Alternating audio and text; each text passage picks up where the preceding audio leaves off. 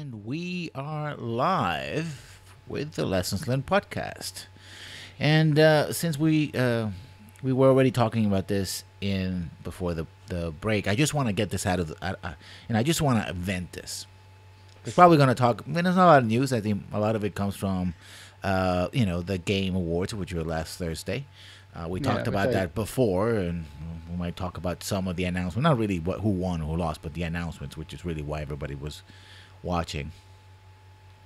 One of the games that was being announced was a Far Cry New Dawn, and it's according to the information we have, which is not much, of course, because these are teaser trailers. Far Cry New Dawn is a continuation of Far Cry 5. It's a post-apocalyptic North America that happens after the events of Far Cry 5. To which I was like, well, this could be good, or this could be bad. And it could be good because if it's post-apocalyptic and it's a new dawn, it's not called Far Cry 6, so it could be like, I don't know. so essentially it's a Far Cry 5 Broken Steel. Yeah, kind of like that, maybe. It could be, oh, I don't know, sort of like, yeah, well, um, it could be like Blood Dragon, right? Which was also post-apocalyptic and was using the assets of Far Cry 3, but did his own thing. But then I said, oh, it could be bad because it basically is doubling down on the bullshit of the original, of Far Cry. And I'm like, Five, I was like, they can't be doing that. And then, like I was saying before the show, I checked the email because, when I got Far Cry 5, you got to go, would you like to have our email? So I'm like, well, might as well get the news strictly from, from the horse's mouth. And the email says, Far Cry 5, New Dawn, blah, blah, blah. And the subtitle is, Father Was Right. I.e., the actual main character of the game was right. And I'm like, oh, these idiots don't ever. I mean, oh my god. And I think the problem is that nobody actually turned around to Ubisoft and really said, "Listen, listen, you're fucking up. This is not good. Stop doing this. There's no need to do this.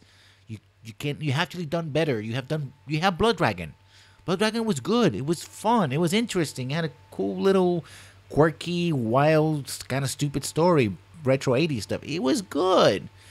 You don't have to do the same thing over and over again and just keep shitting the bed over and over again.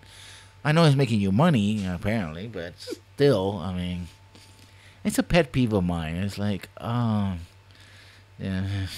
why? I'm not gonna buy it. I'm definitely not gonna buy it. I learned my lesson with Far Cry 5. Not gonna buy it. But there was another teaser of sorts that I'm sure you probably checked it out, and that, of course, was the announcement for Dragon Age 4. Oh, actually, I haven't actually checked it out yet You at all. haven't? No, I haven't had time. And from my understanding, though, it's a very small teaser trailer. I think it's centered around Solus, and Mm-hmm. that's about it. That's just like, oh, the Dreadwolf is coming, essentially, and that's it. That essentially it's a nothing announcement. Yeah, it's hype. It's pure hype. It seems like it's going to be a direct sequel to Inquisition, right? Anybody who's played Inquisition to the end, with or without the DLC, kind of knows what's going to happen, right? Or could happen. And again, like, I'm gonna call it now. Mm-hmm. I've been calling it for years. Dragon Age 4 is probably going to be it's going to be one of two things. It's going to lead to a hard reboot, or it's going to become a soft reboot halfway through, or it's going to be a soft reboot. And in terms of, like, well, we got all these choices and, RPG stuff, and we got to, like, take into account player choice. Well, let's just take all of that away and just, this can be sort of the final game that kind of includes that, and then it leads to the world getting rebooted somehow, especially if you know anything about the lore and what the Dreadwolf seems to kind of want to do. Or might end up starting. Oh well, he succeeded, and there we go. No more choices. We don't have to worry about like if the Grey Warden's alive or not, or Whatever. Yeah. what. Yeah, who did Hawk Romance? Yeah. I Don't have to think. worry about that. Yeah, I think it could go for that. I think. Well, what from a consumer perspective, I think it's like this is way too early because the news Mhm. has been that if at least it's going to come out late 2020 Yeah, or 2020 and or probably 2021. yeah. So for those who are console users out there, it's gonna be a next gen console, release definitely, or it could be like Dragon Age Inquisition, which had the current console generation release, and then a backwards compatible mess. That was pretty Well, ugly. Yeah, sort of. It was so they did support both systems halfway through, and then they just kind of like, you know what, Xbox 3 and 360, screw you guys. We're not gonna release our new DLCs and stuff for and patch it anymore. yeah, Just- and the textures were horrible. I mean, this game was still for me. I found it enjoyable, but the textures were just And bad. yeah, oh yeah, they look like plastic. But Yeah. my thing was it was just the fact that they just dropped support for whoever bought it. Mhm. And I didn't realize it until I got my hands on a PC version is that there's no they essentially like remove the import. You can't import from files anymore your choices. You have to use their online thing, Yeah, which is like it's been collecting data all this time, or you can, I think, kind of make up your own with the tapestry. Yeah, you have to make your own on the PC version because what happens is that because it was for a new console and new systems, they basically didn't transfer any data, because you're not. They don't have a service to transfer the data from your old 360 or PlayStation 3 to the new version. It's like, well, we can't do that on consoles. We might as well just everybody has to start over again. And which was a pain because for me, I had like two different accounts with 360, and so I tried to do that, but I never worked on the 360. So it only worked when I did it on my PC account on Origin. Like, okay, fine, and really just tweaks a couple of things, a couple of cool things if you're really into the lore, right? But Mm-hmm. not so much as like, oh, this is like game breaking stuff, right? Yeah. So I think those were really the two, at least for once, the two big announcements from the Game Awards that I can remember that. Oh yes, the final one from Obsidian. Mm-hmm. They're releasing, they're announcing, teasing a space-based game. Um, Single player RPG. Single player RPG, right? From the makers of the original Fallout. And I don't know about you, but a lot of people are like, oh, it's called The Outer Worlds. It's weird because to me, it seems to be like the game they always wanted to make when they were making like KOTOR 2 and Fallout New Vegas. I never felt when Obsidian was making those games that they really wanted to make either a Fallout game or a Star Wars game. They wanted to do their own thing, right? Their own wacky thing. And it looks like a single player RPG by way of Borderlands. It has that Borderlands aesthetic, right? And Yeah, I just hope it's not like loot hungry and just repetitive. I could just not get into Borderlands at all. And yeah, I played the original one. It was fine, but the loot mill thing of having to constantly change weapons, it gets old pretty quickly, at least for me anyway. I actually had somebody get mad at me because I said that. It's like, well, then you don't like the game. It's like, no, I don't. I just don't like that particular aspect of the. Forget it. Never mind. It's not that important. But it's like, oh, people are like, oh yeah, the good in Fallout and all that. It's like they really are sticking it to Bethesda because Bethesda is still screwing up with Fallout 76. Although now they're fixing some of the glitches and patches and whatnot, but it's like too little, too late for me anyway. I'm not gonna play it. But it's like, yeah, no, yeah, Obsidian has a very mixed track record, and at least for me, people who are like, oh yeah, no, the good one is New Vegas. Like, no, if they make it on New Vegas, I'm not playing it. I'm not like this is I'm very much anti-hype. because of my experiences, right? Because of quote unquote the lessons I learned, and it's like Obsidian can do good games. I mean, no, PoE, it's not Path of Exile. The games they released recently were being okay, but you know, there's it's okay. And now that we talk about other games, we'll talk about up and coming games. And there's a pretty long list here that I have. Doom, the new Doom will come out in December. There's a new Tales of Vesperia Definite Edition, which is basically a remake. Another one, which is Resident Evil 2, another remake. Onimusha Warlords, which is from Capcom. It's a port as well. Tropico 6, which really is a new game. The Tropico series. I never played any of the Tropico games, but you go back and play Tropico 3 or 4 just to get the feel of it. The new Metro game, Metro Exodus. A follow-up to Dying Light. Again, zombie games. I'm not mentioning. Anthem, of course, is supposed to come in on February 22nd.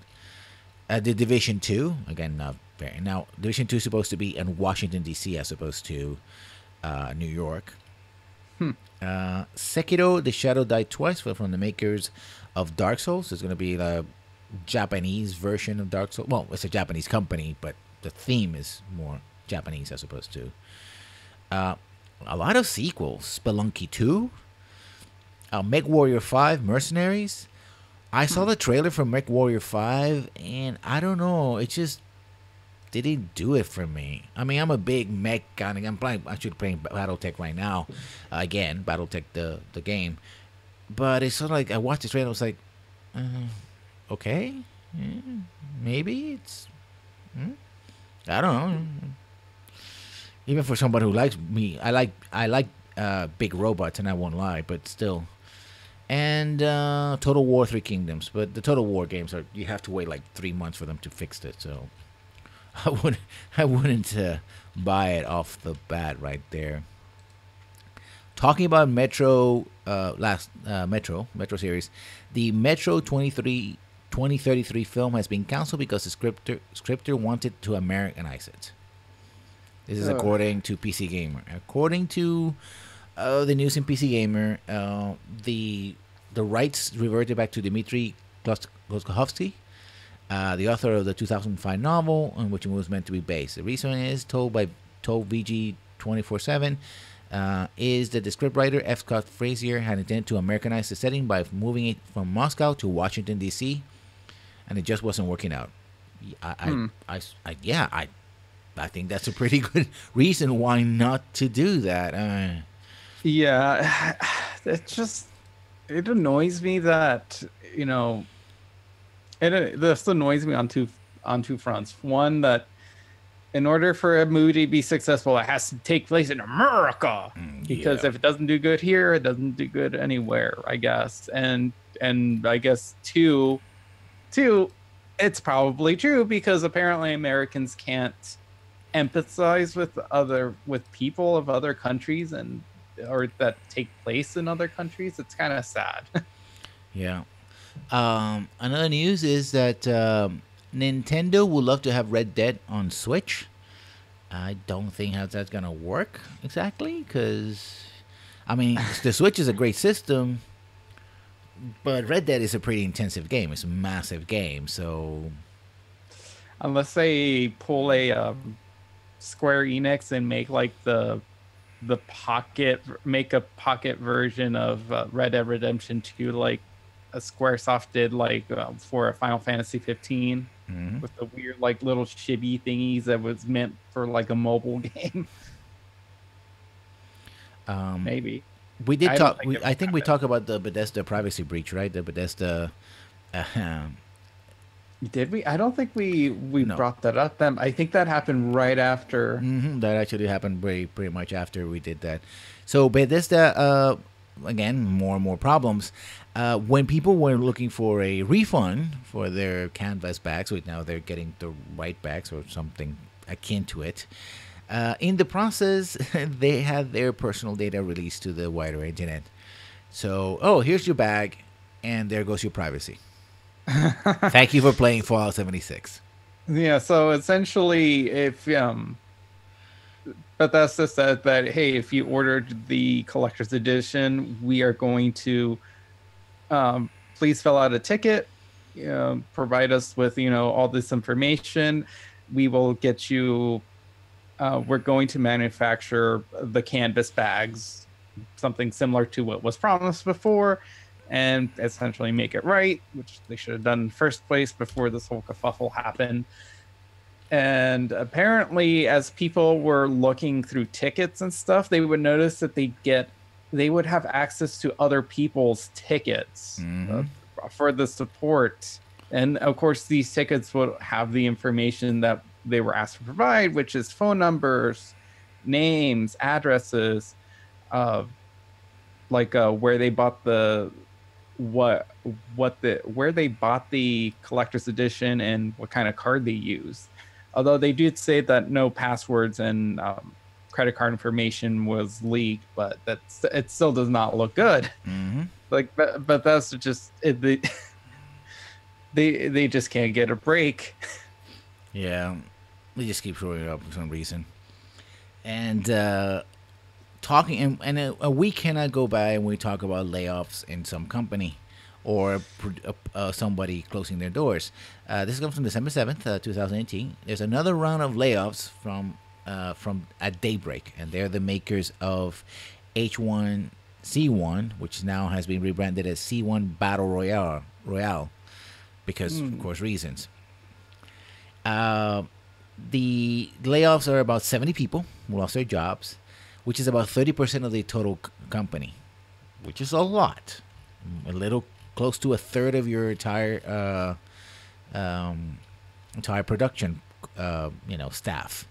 So, wow. This is another round of layoffs. So, they've been laying off people for quite a while now. Again, cost cutting is preparing for closing the studio. I mean, we've seen this before. Probably, because maybe it might be a sign that the Battle Royale market is becoming a little oversaturated. Yeah, that's a thing. And this is one of the first games that sort of by accident brought the Battle Royale, because H1Z1 and those zombie games were about survival, but more people spend more time shooting at each other than the zombies, or as many times as the zombies. So, was this this is the game that came from that? Was it like Armada 2 mod? Yeah, okay. So way back in the day. Yeah, so essentially it was like a battle royale. It didn't have the shrinking, progressively shrinking map aspect to it, but it was just essentially a free for all, and then you can build stuff and you create your loot, or you can team up, or you can backstab each other however you want. It was the free for all. Yeah, but I mean, go ahead. It's been around for years, at least in terms of like that mod. I had a friend who started playing that. It specifically got that Armada 2 game for that mod. They've been around for a while, and it's one of those early access games that never comes really out of early access, right? From the survival era. It's from the survival zombie game and eventually battle royale era of early access games. I think Ark finally came out of early access this year after around 4 or 5 years, right? I mean, it's and already probably made all the money that was going to make. So now it's just out there for people to buy if they want to. But I don't know anybody who's playing Ark anymore. I'm sure they have a population playing it, but still, it's like. So we'll see. I think it's just one of those things that early successes eventually turn into long-term failures, right? There's only so much you can, so much you can wring out of a specific genre or model, and eventually what's hot today is cold tomorrow. But don't tell that to the rest of the video game industry. They might actually believe you. Yeah, which is actually sort of on topic, as Epic being on top of the world right now with Fortnite. Yeah. another thing. Oh, I think this might be one up your alley. Not a teaser, a series of images that came out of the another movie, video game movie, of the Sonic movie. Oh. You saw those ones, yeah? You did see those, didn't you? Yeah, actually, as we were starting the stream, I saw the new release of the the poster.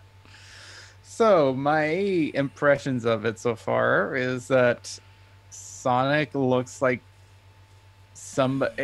it looks like an actual person trying so hard to cosplay as Sonic.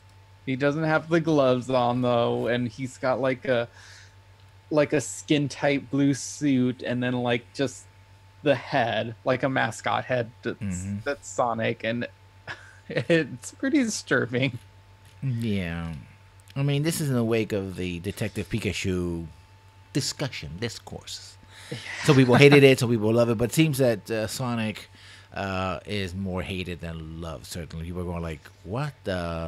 He has the shoes though, has the red shoes, so there's that.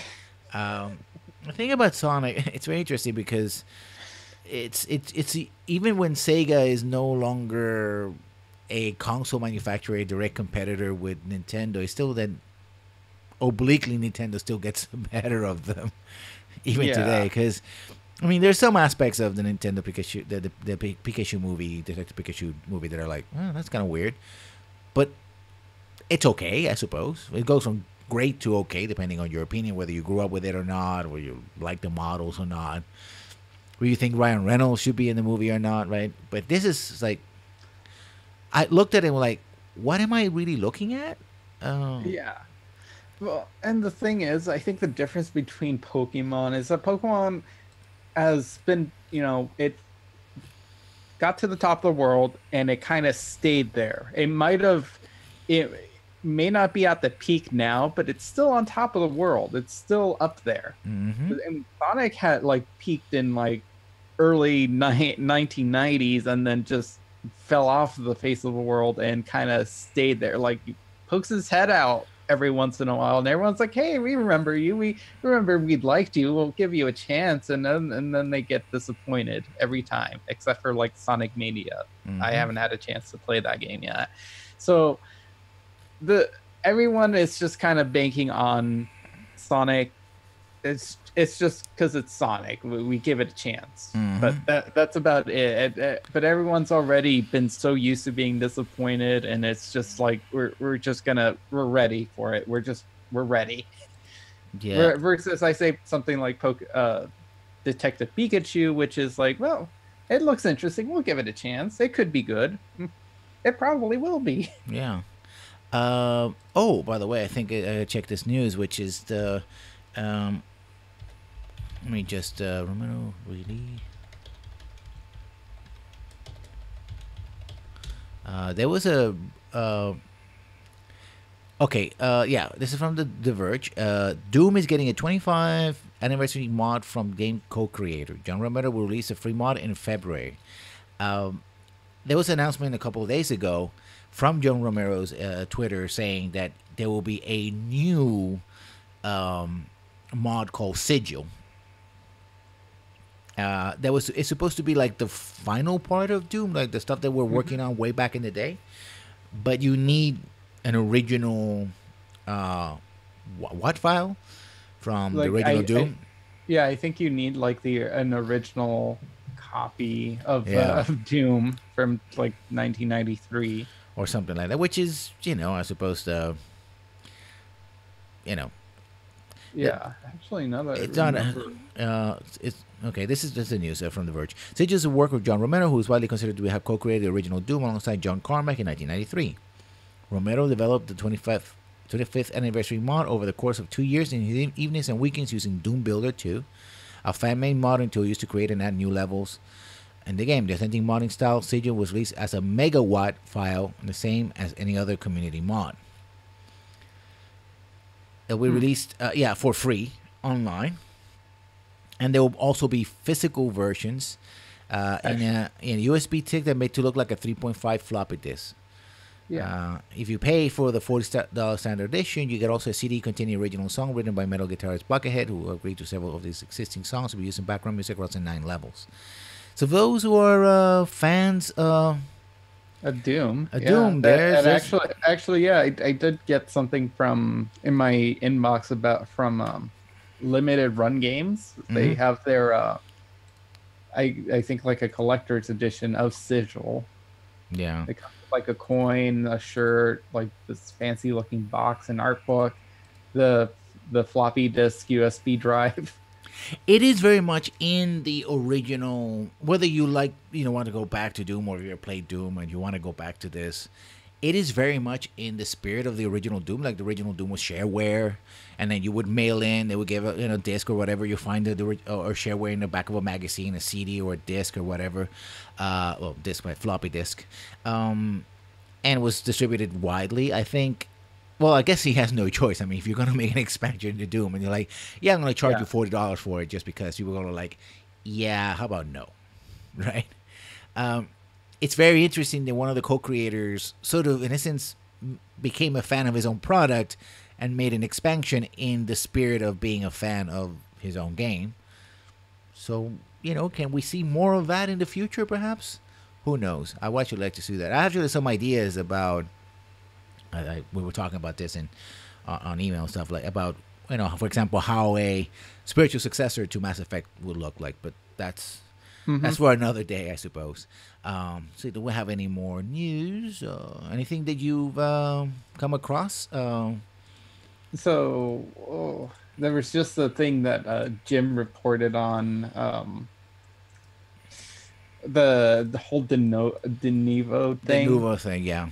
Yeah, so particularly it's the game that he essentially called out, which was the Mutant Road to Eden Year Zero. This is actually a game I was looking forward to. I actually got paid today, and I was like, ooh, I was planning on buying this game, and now I think I'm going to have to reconsider my purchase, given how, wow, just some of the statements they said on Steam when people were questioning, why is Denuvo installed on it, or comes with this, and they gave some pretty negative comments were made in terms of kind of criticizing, oh, your $300 Walmart PC can't run it, or won't be able to run this game or something.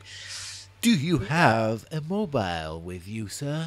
A phone, yeah, perhaps? Essentially. So are you always online? Don't you not have an internet connection?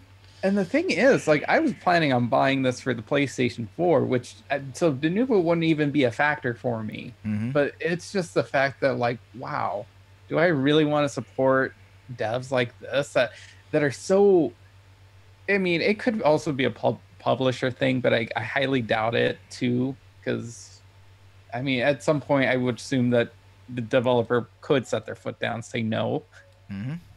But it's like, are you really insecure that your product isn't worth what you're asking for? Because it's $35. It's a brand new game. It's $35. It looks great. I'm like, that's really affordable. It's a perfectly priced mid-tier game, and apparently they're insecure about it selling or falling prey to piracy at that price.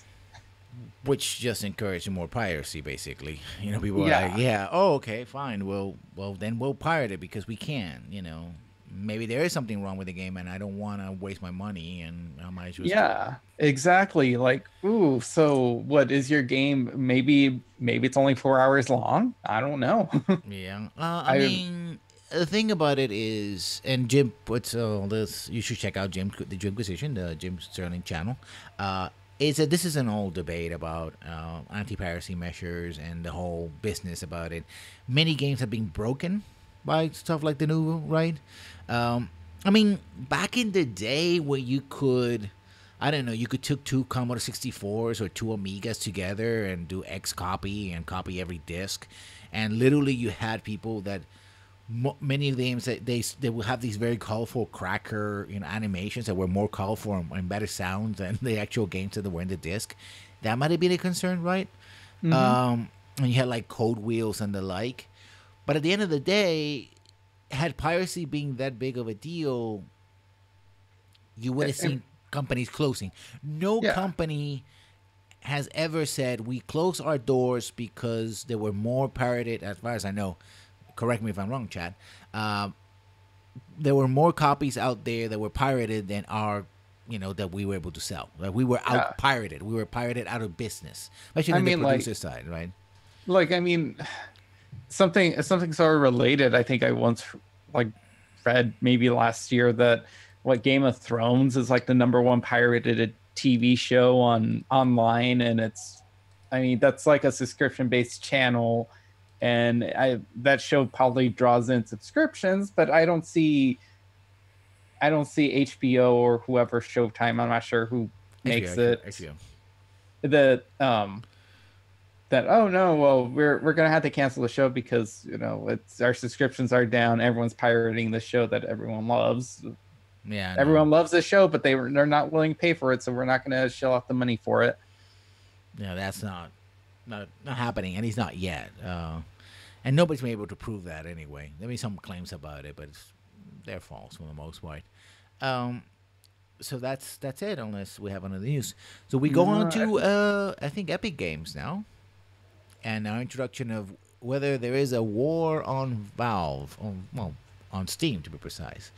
And what do I mean by that? I think you might have noticed, if you look at your computer, that you have quite a bit of clients installed on them. You have your Steams, you have your GOG Galaxies, you have BattleNet, you have Ubisoft's Origin, you have Ubisoft's whatever. Nobody wants to talk about that. And now the newest one being the Bethesda launcher, which has had many issues. Yes, alongside Fallout 76. And of course, the newest one is Epic Games. For those who don't know about Epic Games, they're the makers of the Unreal Engine. They have made games, especially the Unreal series, which have been successful throughout the years. I talk about Doom, of course, but now basically they are the Unreal Engine has been their primary source of income. And they've been making a couple of moves a while now, trying to, for example, making the Unreal Engine free for some people, some developers, or lowering the price for some others, making different deals. Like, for example, I think if you make $10,000 or less on sales, they won't charge you. They only start charging you fees after the first over 10,000. I don't know if it's copies or sales, and money wise. Stuff like that. So they've been making some strong moves to make Unreal as popular, if not probably more popular than Unity. And probably they look at Unity and everybody's using Unity, although Unity requires a lot of work to really make it a worthwhile engine. It's sort of very basic. And they said, well, we can do something similar with Unreal. And now they set up a store. And the thing about it seems that they're setting the store as a direct competitor to Steam, to the point that they're being accused of quote-unquote hoarding exclusives, which is something very rare in PC circles, because PCs usually don't have exclusives per se. I mean, the PC itself as a platform doesn't have has kitties, but no exclusives. And that's a big kitty. She's just gonna make herself comfortable right here. That's okay. That's fine. The thing is like, on one hand, people say, okay, we got competition, right? Valve needs Steam needs competition. I think we can all agree with that. But being the naysayers that we are here at the Lesson Learned podcast, my fear is, and I'm going to put this to you, is are we seeing essentially a fragmentation of the market? I really don't think so. Given how many applications are out there, is really one more going to make that much of a difference?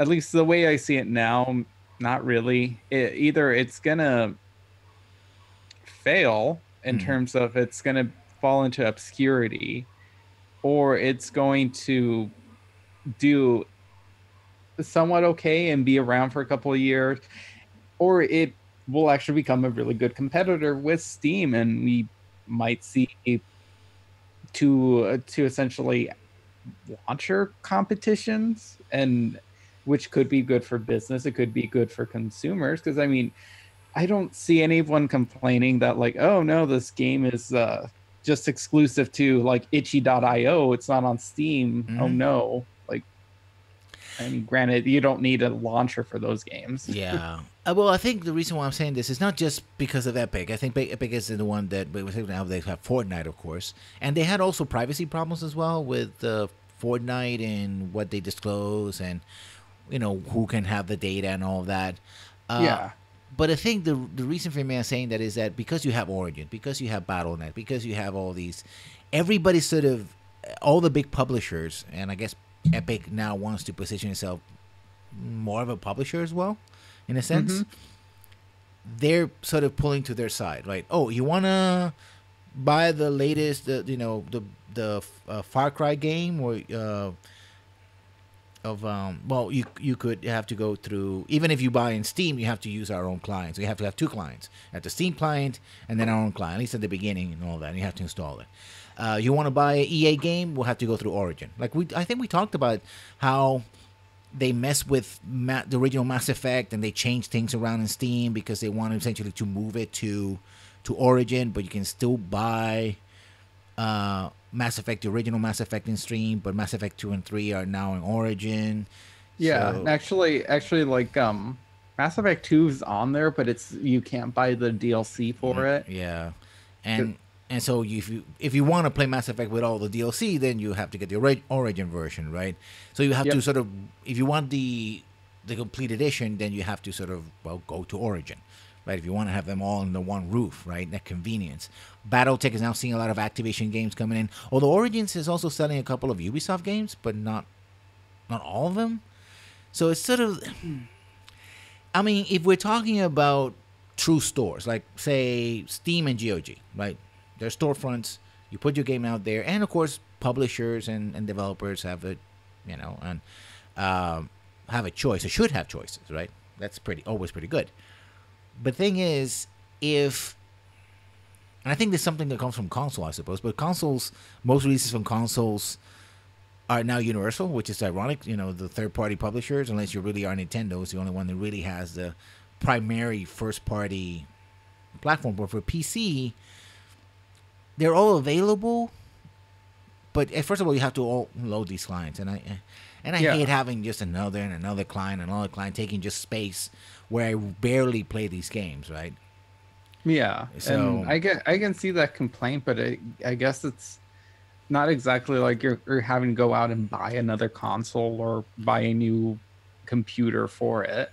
that is true. Uh, the other thing I think is also that as each publisher pulls their own stuff, we're actually going to see a rise in prices because now they don't have to. They're not really competing directly in the same store, right? One of the problems Hmm. with Steam is that discoverability was a problem. The fees that you were getting paid, especially for indie publishers, one of the things that Epic is attracting a lot of indie uh, publishers, or not publishers, but developers, is that if they use the Unreal Engine, they can pay less or not at all for the use of the engine, versus having to pay fees. And with Valve, which is very standard to how you have to pay fees on Nintendo and PlayStation, stuff like that, so it works in a very similar way.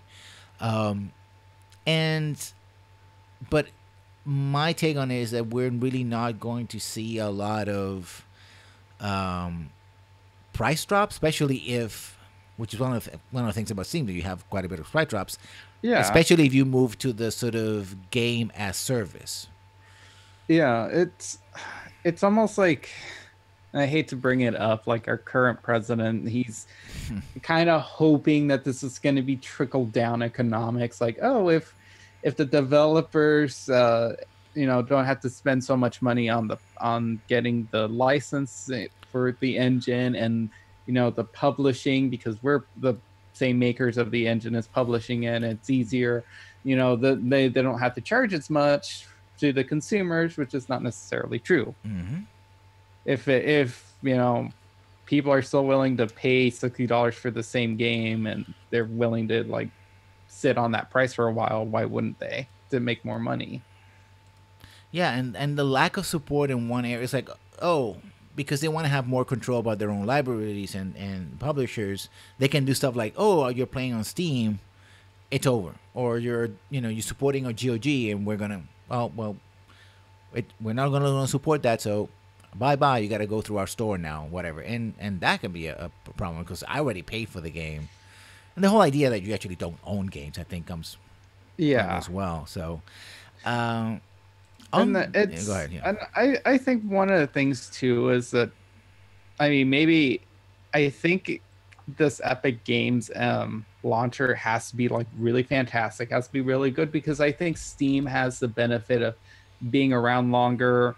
It may not be perfect, but it's everyone's been using it for years, so it's more convenient to just keep using it rather than having to switch over to something different.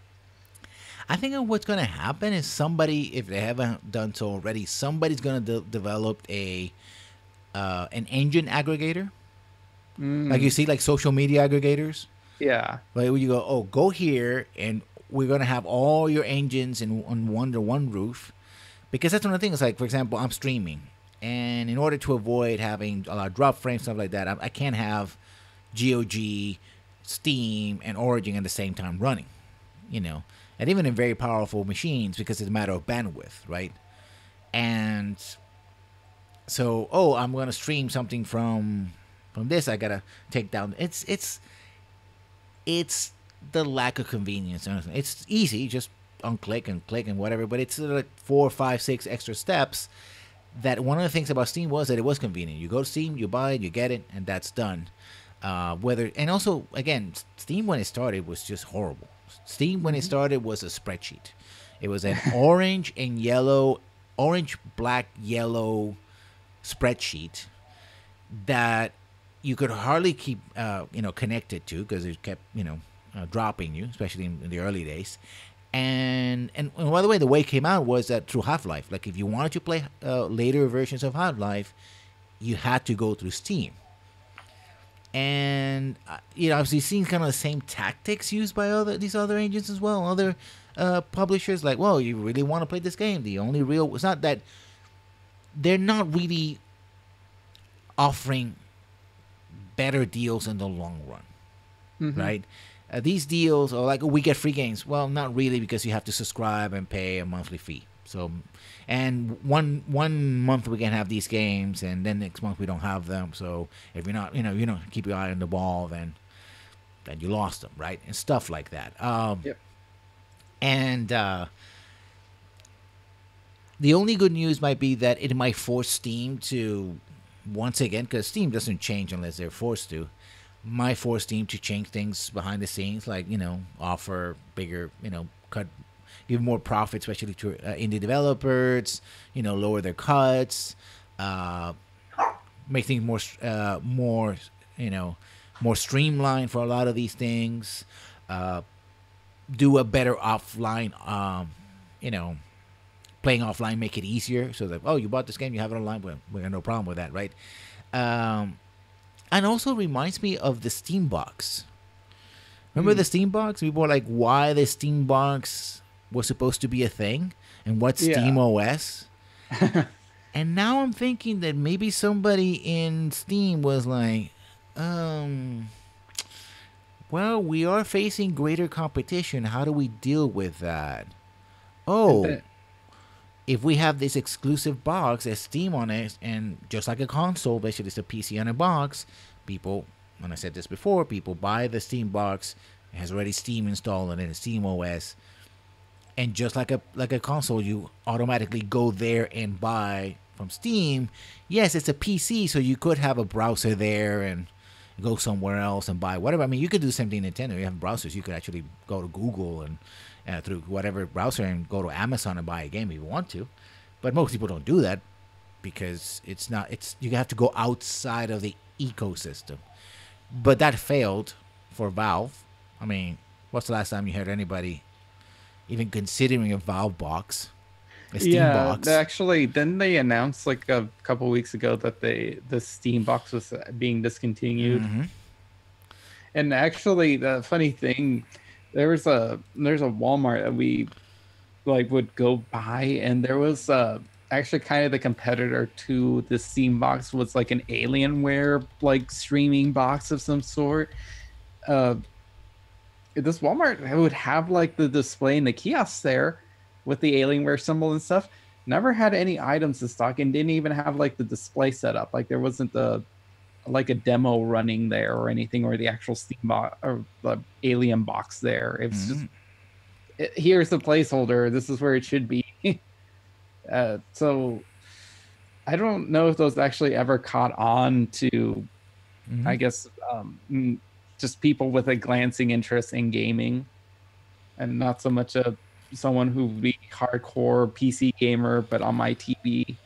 Yeah, I mean, it's easier to just try to make some kind of connection or get a bigger screen than do that, right? Or get your laptop to stream your games or whatever, right? Um, yeah, I mean, okay, let's extrapolate this a couple years in the future. You have every major publisher has their own launcher and um, their own stuff, right? Mm-hmm. Well, one of the things is their libraries, as impressive as they might seem on the surface, they're not that impressive, right? No, I mean, even like given someone who's eaten up so many companies like EA, they don't have every single game that under that they could on Origin. Yeah. And in order for them to really compete with Steam, they would have to make cross, like, for example, you can find some Ubisoft games in Origin and stuff like that. How willing would rival publishers with their own services want to put their games in someone else's store? Because these stores are not, it's not Amazon, it's not like GameSpot or like the console. Like, I want this game to be in a console because if the console is popular, people will play that game, right? So, you know, it's PC, so once you put it somewhere outside your store, then people have that choice and people will make that choice, right? How do you compete? I mean, who controls the prices, right? If you allow, for example, in Steam, you control the pricing yourself. That's one of the features of Steam. And, you know, people can drop prices or make it free or whatever, free weekends, whatever. And, you know, they coordinate with Steam, and Steam will, you know, do the splash pages and stuff like that. And developers and publishers have like weekends where it's like they have everything is 30% off or whatever. Fair enough. Same thing with GOG. But let's say you're Ubisoft, do you put it on EA's, you know, service Origin so that you can be said you're not having a monopoly, but you're neither allowed or put a discount on that store because you want people to buy it through Uplay. Yeah. Right? So I can sort of see like this being an issue, and in terms it might just drive more people away from wanting to even do PC gaming and just go through console gaming or let's go back to the Nuvo thing and just pirate it just to get around all these stupid convoluted launchers. Yeah, and the thing about it that people don't realize is that installing all these things and then erasing them from your machine, it tends to, in the long term, shred your DLL files. Because they have, you know, they make connections through Windows, and Windows makes updates, and this launcher is updated with Windows, but that one is not. It can slow down your machine as well and your performance. But people who are really hardcore, whatever you want to define hardcore gamers, really like their performance. Like, oh, well, you know, I have like 20 gigabytes worth of launchers and fragments, and people don't realize that, but Blizzard's games are notoriously difficult to get out of your computers. I tried to erase them, and they're like, some of them are easy, some of them are hard. You know, I have Destiny because I downloaded it because I want to try it, and I keep just staring at me in the corner, and I'm not really played it. But I need to have, you know, I have to go through their client in order to activate it. I think the other, like I said, you might have aggregators. You might see companies like PayPal. I think that's where it might come from. Like, you may have a service like PayPal or Google other sort of e-wallet systems, they're the ones who might be the best ways to do the aggregators. Like, oh, these we support these things. You don't have to go to Valve. We'll show you what the specials are. Like, when you do comparison shopping with airlines and stuff like that. We already seen the service, and you give the money to us, and then we can spend it. If that were to happen, then that would put all these services, would simplify things, and would really put them in competition, right? Mm-hmm. And that would force everybody, because you would be under one mega service, right? Or services. You could, you would subscribe to, I don't know, Google's gaming wallet, or Amazon's Twitch, Twitch and stuff like that. You can buy games through Twitch from Google and stuff like that. Actually, did Discord also launch a store too? That's another thing. Discord also has a store. You have a Humble Bundle as well. Bundle. I think, yeah, that's on one hand. Go ahead. Although with Humble Bundle, the thing is with Humble Bundle, they don't actually no, they do have their own storefront, but don't they sell out keys for Steam and most of the time, yeah, or GOG? Mm-hmm. So yeah, I think that basically this could work if somebody decides to make sort of a meta, mega launcher. Actually, honestly, who I can foresee doing that would be Amazon. Yeah, I can Amazon. see Amazon doing something like that, because they have one for music. I believe they have like their own music thing, and they have their Amazon Prime thing, and of course they own Twitch. So they're in a position to actually do something like that. But whether they actually want to or see a profit into it, that's a different story. Well, I think that they might see a profit in that. It's, again, this is all about the so-called ecosystems, right? The idea, and this happens not only in consoles, happened with iTunes as well. Remember iTunes back in the day, right? It was what the brilliance of the iPhone, and before that, iStore, and then before that it was the iPod, was that it came bundled with software that gave you all this music at very cheap price. Like, you put it on your PC, you put it in Macintosh, you load it up. It's like, there's the song, 99 cents, boom, I buy it. Like, you could buy song by song as well, and they sold millions, probably billions of dollars worth of music while they were supporting the iPod, because it was much easier to do it through them. The same thing happened with Microsoft when they were bundling, and still bundling, their Explorer, right? And they got in problems because of monopoly, right? It's like and eventually, Google sort of broke the back out of that and other services. But actually, we forgot to mention them too, the Microsoft Store, because they're limiting their exclusives to their Xbox exclusive to Windows 10 as well. So you have this. I think the problem would be to game preservation as well, right? Which version is? Oh, that's another thing. Is like, for example, and this already happens. My cousin of mine who doesn't like GOG because supposedly GOG doesn't update as much as Steam, right? They don't get as many of the patches and updates. It's like, oh, well, even if you sell it in another store, it's like, well, maybe I don't have to get full support to the second store, right? Again, go back to the Ubisoft EA thing. Yes, my game you can buy it on Origin, but if you want all the patches and updates, they're in my store first, and they download faster and stuff like that. So, yeah, I don't know. I'm conflicted. On one hand, yeah, I think it might force Steam to break Steam monopoly, which is always good, or near monopoly. On the other hand, it might be that just sort of the whole market gets fragmented in PC, and whoever manages to create a new ecosystem, it's the one. The one application to rule them all. Exactly, which used to be Valve, Steam, but apparently not anymore.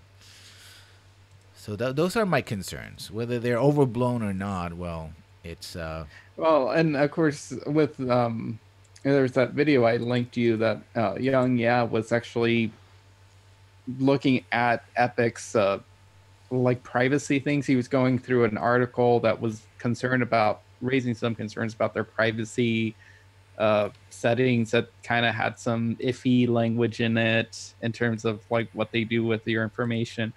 Asking for refunds is apparently like pulling teeth because they want like a bunch of information in terms of like what card you used and all this stuff they sort of know.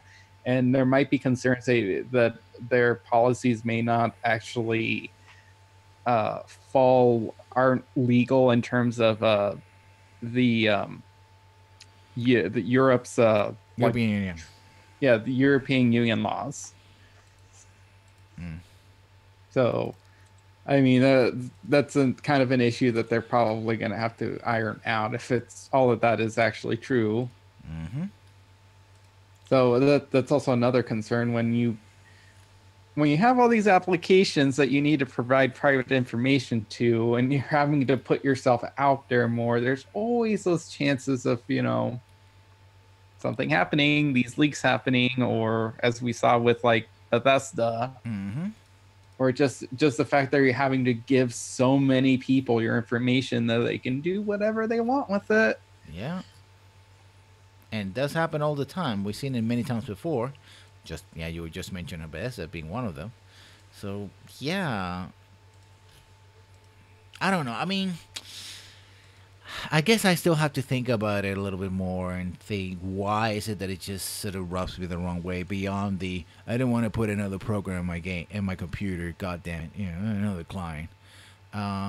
There's something about that. It's just maybe haven't thought about it as quite as well as we thought. But yeah, I think there is some area for concern. Exactly what it is, I'll have to think about it.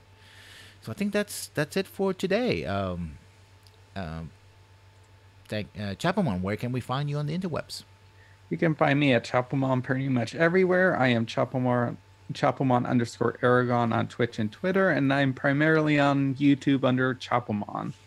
And of course, you can find me here at Lessons Learned 1. 1 is very important, and also on YouTube, where we actually put the VODs. And I'm actually putting a little bit of music. As I discovered Beatbox, which is an online service. I'm not promoting it, just explaining what it is. Where you can do chip tunes, and I've just been going crazy with it, And so I created a little video. You can find it on the YouTube under Lessons Learned. And also the Discord. If you want to know the latest news about the channel, you can always go to Discord and follow us. And of course, your subs, your follows, your talking in chat, and just participating is always welcome and very important to us, especially in this festive holiday season. And thank you, everybody, for coming. And as always, we'll see you when we see you. Bye-bye. Bye.